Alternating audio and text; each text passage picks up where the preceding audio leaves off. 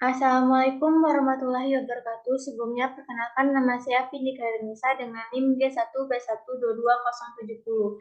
Di sini, saya dari kelas genap, yaitu R002 dari Angkatan 2022. Di sini saya akan menjelaskan tugas ilmu biometrik dasar, yaitu bagian tulang-tulang tangan.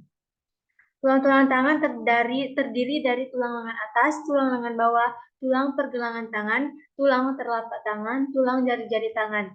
Di sini saya akan menjelaskan tentang tulang lengan bawah.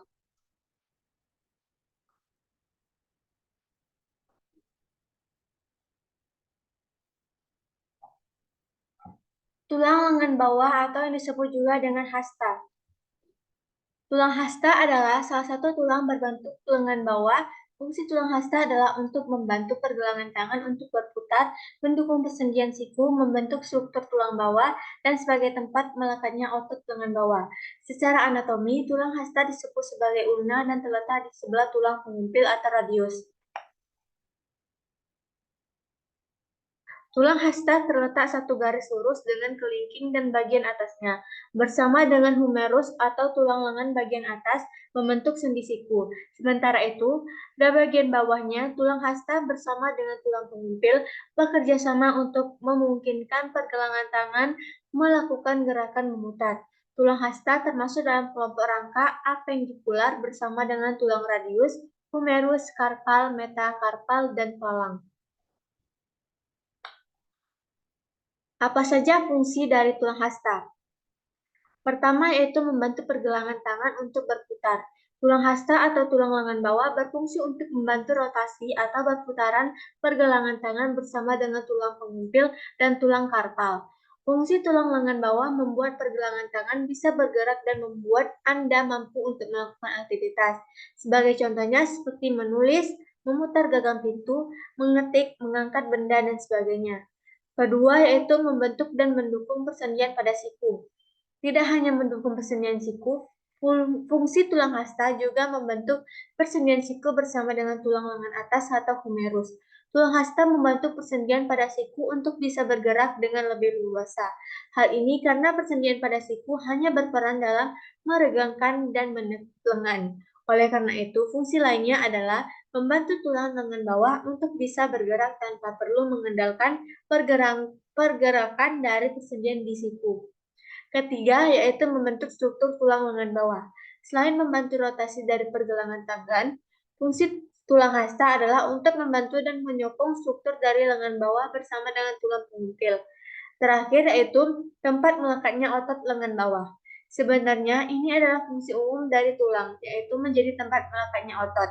Otot yang melekat pada tulang hasta adalah otot-otot pada bagian lengan bawah dan tangan.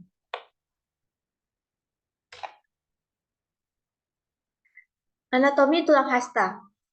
Dilihat dari bentuknya, tulang hasta termasuk dalam kelompok tulang pipa atau tulang panjang.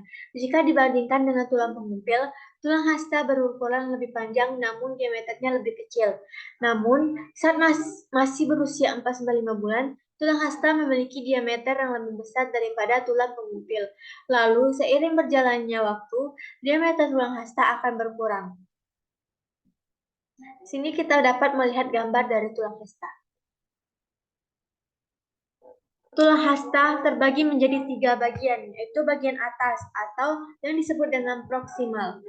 Memiliki karakteristik berupa ujung yang berbentuk huruf C. Pada bagian ini terdapat radial notch atau tempat menyatunya tulang hasta dan pengumpil.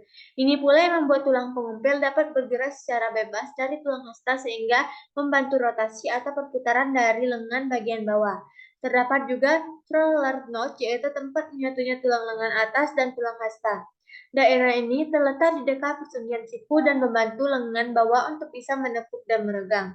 Kedua, bagian tengah. Bagian tengah tulang hasta tidak sepenuhnya simetris karena bagian tengah atas mirip dengan piramida. Pada bagian tengah juga ada pula sebuah jaringan bersyarat tipis yang menahan agar tulang hasta dan tulang pengumpil tetap bersampingan di posisi yang sama. Ketiga, yaitu bagian bawah atau yang disebut dengan distal. Bagian bawah tulang hasta lebih kecil daripada bagian atasnya. Pada bagian bawah tulang hasta terdapat ulnar head dan ulnar notch yang menjadi kunci dari fungsi pergerakan. Sedangkan bagian bawah tulang hasta terdapat styloid process atau tulang kecil yang mencuat keluar. Ini berfungsi menjadi tempat otot pergelangan tangan atau ulnar collateral ligament. Sini kita dapat melihat penyakit-penyakit tulang hasta. Beberapa jenis tulang hasta yang bisa timbul pada tulang hasta seperti pertama yaitu complex fractures atau menyebutkan tulang sebelah menjadi dua bagian. Kedua, comminuted fractures membuat tulang retak menjadi beberapa bagian kecil. Ketiga, ring stick fracture yaitu keretakan yang tidak sempurna ditandai dengan garis-garis retakan pada tulang yang masih utuh. Keempat, post fractures terjadi secara sempurna atas bagian tetapi tidak menembus kulit. Dan terakhir yaitu compound fracture. Keretakan saat salah satu bagian tulang patah dan menembus keluar kulit. Terima kasih dan sampai jumpa. Sekian yang dapat saya sampaikan tentang tulang lengan bawah. Jika ada kesalahan atau kekurangan, saya mohon maaf. Wassalamualaikum warahmatullahi wabarakatuh.